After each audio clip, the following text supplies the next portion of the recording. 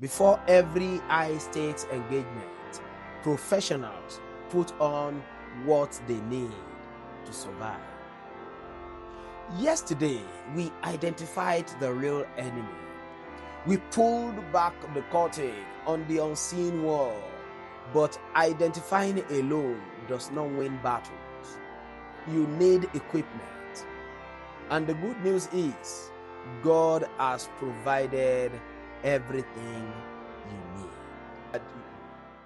Good morning and welcome to Daily Flow. I am Adesiji, your friend and companion on this platform.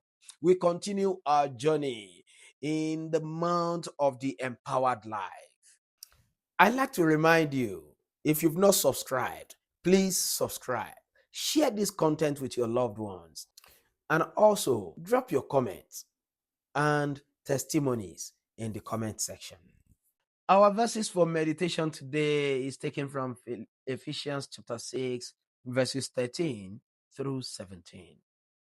And it says, "Therefore, take up the whole armor of God, that you may be able to withstand in the evil day. And having done all to stand, stand therefore, having guarded your waist with the truth, having put on the breastplate of righteousness, and having shod your feet with the preparation of the gospel of peace. Above all, taking the shield of faith, with which you will be able to quench all the fiery darts of the wicked one, and take the helmet of salvation and the sword of the Spirit, which is the word of God." In our verses for today, Paul uses the image of a Roman soldier, the most formidable military force of his time. Every piece of his armor had a specific function, and Paul maps each piece onto a spiritual reality.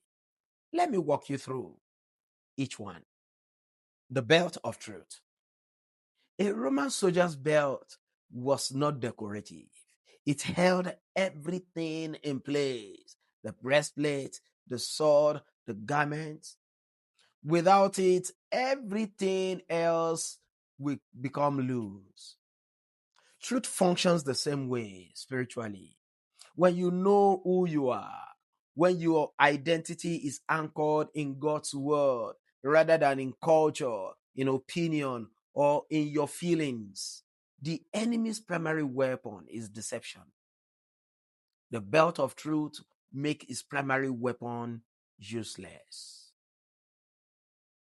2. The breastplate of righteousness. The breastplate covers the vital organs, the heart, the lungs. In combat, a hit to the chest was fatal. The breastplate of righteousness is not your performance. It is Christ's righteousness imputed to you. When the enemy accuses you, when shame attacks your heart, when condemnation comes for you, the breastplate responds, "Not today. This heart is covered by the righteousness of Jesus." 3. I call it the gospel boots. Roman soldiers wore a very heavy sandal with thick studded sole that gave grip on any terrain. They could advance anywhere. They could hold ground. The gospel of peace gives you spiritual traction. You do not slip into anxiety, into panic, or into despair because your feet are grounded in the peace that Christ has already made between you and God. You can advance in any circumstance because your foundation is unshakable. 3. The shield of faith. This was a large rectangular shield held by Roman soldiers, almost body-sized. Roman soldiers use it to interlock with other soldiers forming a wall that arrows could not penetrate.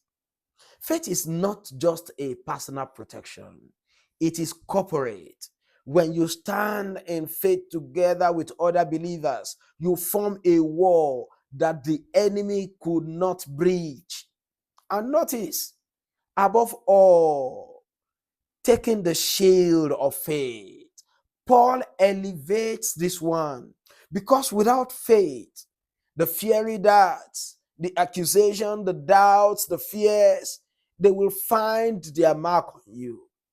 Then comes the helmet of salvation. The helmet protects the mind, and this is deliberate.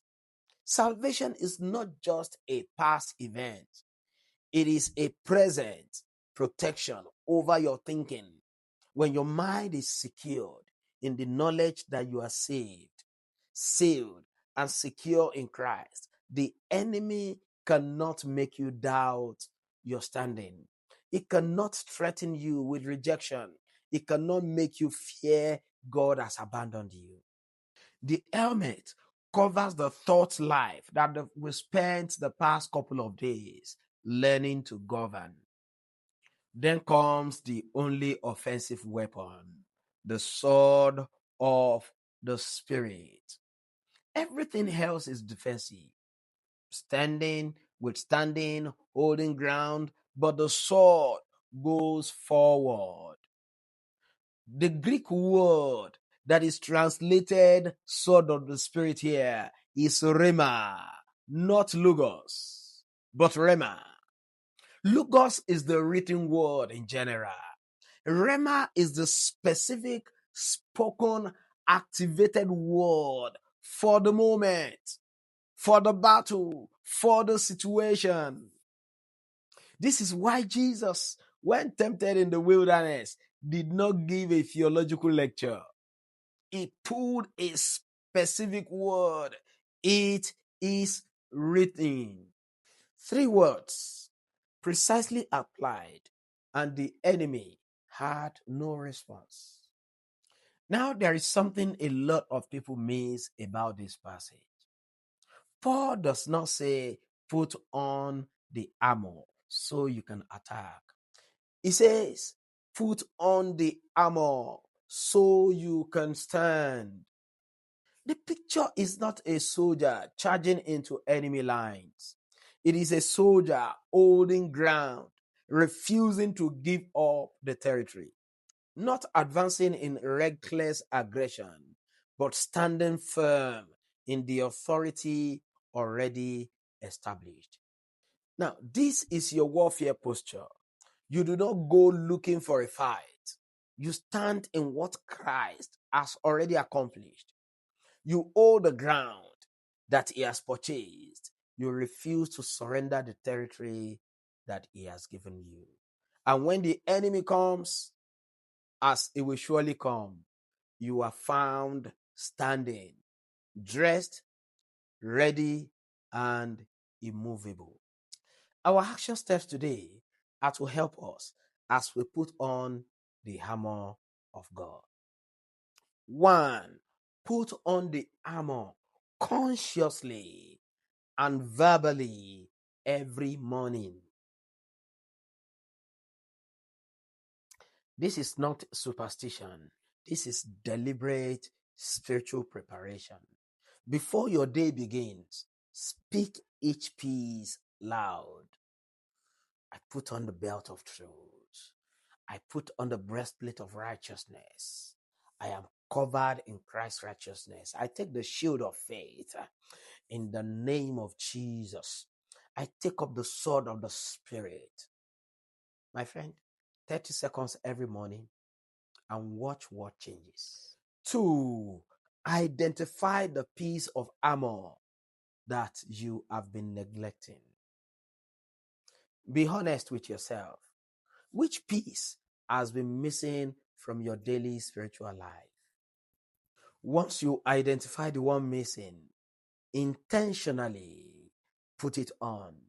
Close that gap, and the Lord will empower you on a daily basis to be victorious in the name of Jesus. And I pray for you as you journey in this world that is full of warfare. I declare that you will not become a victim.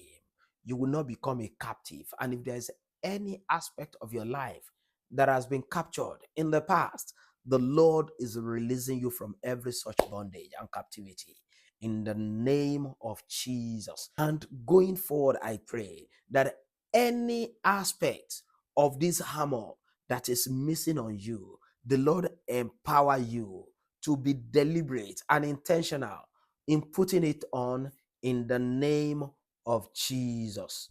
It is well with you. You are protected, you are defended, and you are victorious in Christ. Go out there and be victorious in Jesus' name. I like to say thank you for being with me today. Yes, the world is filled with warfare, but you and I will not become victims in Jesus' name. I am Adesiji, your friend and companion on this platform. I'll see you tomorrow.